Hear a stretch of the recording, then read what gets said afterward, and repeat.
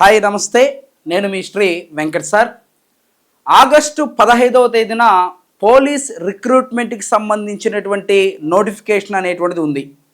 కానిస్టేబుల్కి సంబంధించినటువంటి పోస్టులు, అదేవిధంగా ఎస్ఐకి సంబంధించినటువంటి పోస్టులు ఖచ్చితంగా నోటిఫికేషన్ అనేటువంటిది ఆగస్టు 15వ తేదీన ఇస్తాము అని చెప్పేసి గవర్నమెంట్ అనేటువంటిది అనౌన్స్ చేసింది. అయితే ఆంధ్రప్రదేశ్ ప్రభుత్వము తాను చేయాల్సినటువంటి కార్యక్రమాన్ని ఆ ప్రభుత్వము నెరవేర్చడం జరిగింది. అయితే మనము చేస్తున్నటువంటి ప్లానింగ్ అనేటువంటిది ఎంతవరకు వచ్చింది, ఇది ఇక్కడ మనం చూడాల్సినటువంటి అంశం. అంటే ఆగస్టు 15వ తేదీన జాబ్ క్యాలెండర్ ప్రకటిస్తూ, అంటే ఆగస్టు 15వ తేదీన నోటిఫికేషన్ ఇస్తున్నాము అని చెప్పేసి మనకు ఆంధ్రప్రదేశ్ ప్రభుత్వం అనేటువంటిది చెప్పింది. అయితే మనము ఆ యొక్క అంశాన్ని, ఆ సవాలును తీసుకొని జాబ్ని ఏ విధంగా అధిగమిస్తాము అనే అంశాన్ని మీరు చూడాలి.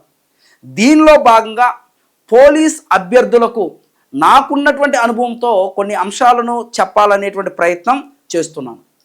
దీంట్లో భాగంగా మొట్టమొదటిసారిగా మనం తీసుకోవాల్సినటువంటి అంశాలు ఒకటి చూడాలమ్మా.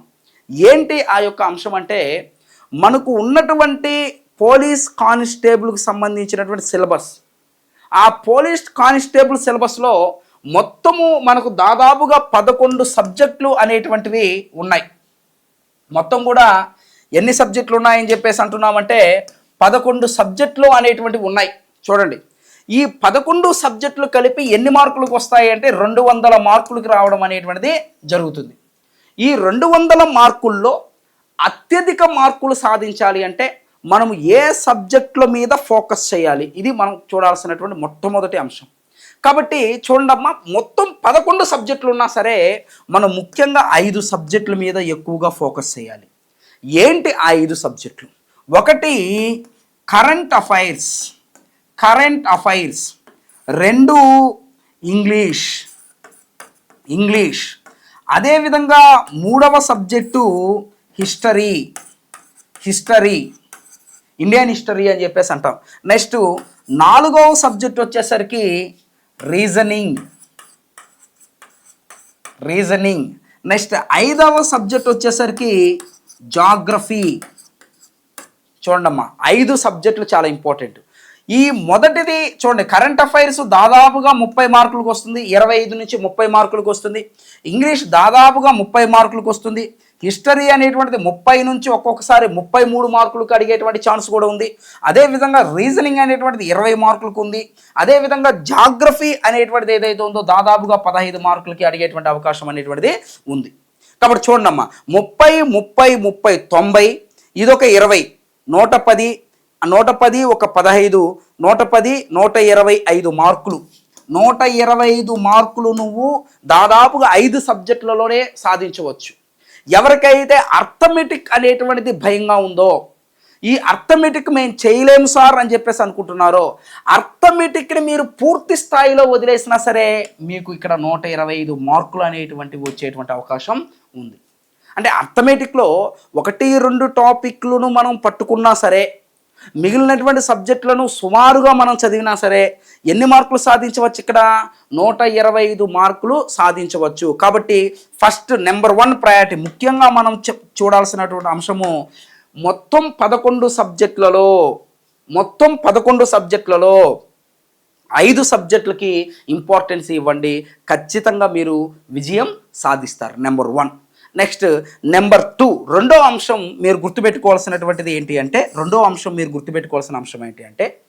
ఎక్కువ మంది అభ్యర్థులు ఈ కానిస్టేబుల్కి ప్రిపేర్ అవుతున్నటువంటి వ్యక్తులు, ముఖ్యంగా నేను కానిస్టేబుల్ గురించే మాట్లాడుతున్నాను. ఈ కానిస్టేబుల్కి ప్రిపేర్ అవుతున్నటువంటి అభ్యర్థులు ఏమనుకుంటున్నారు అంటే, ఒక్కొక్క సబ్జెక్ట్కి ఒక్కొక్క పుస్తకం. చూడమ్మా, కరెంట్ అఫైర్స్ చదువుతాం, ఇంగ్లీష్ చదువుతాం, హిస్టరీ చదువుతాం, రీజనింగ్ చదువుతాం, జాగ్రఫీ చదువుతాం. ఎగ్జాంపుల్, సార్ హిస్టరీకి ఏ బుక్ తీసుకోవాలి సార్ అంటే, చాలామంది అభ్యర్థులు సివిల్ సర్వీస్ చదివేటువంటి పుస్తకాలను, అదేవిధంగా చాలామంది అభ్యర్థులు గ్రూప్ 1, గ్రూప్ 2 లాంటి ఆ పుస్తకాలను రిఫర్ చేస్తూ ఉన్నారు. ఆ పుస్తకం ఒక్కొక్కటి దాదాపుగా 800 పేజీలు, 700 పేజీల నుంచి 800 పేజీలు ఉంటుంది. అంటే 700 పేజీల నుంచి 800 పేజీలు కలిగిన ఒక పుస్తకాన్ని నువ్వు తీసుకుంటే మొత్తం దాదాపుగా 11 సబ్జెక్టులు, సుమారుగా 10 వేసుకుందాం.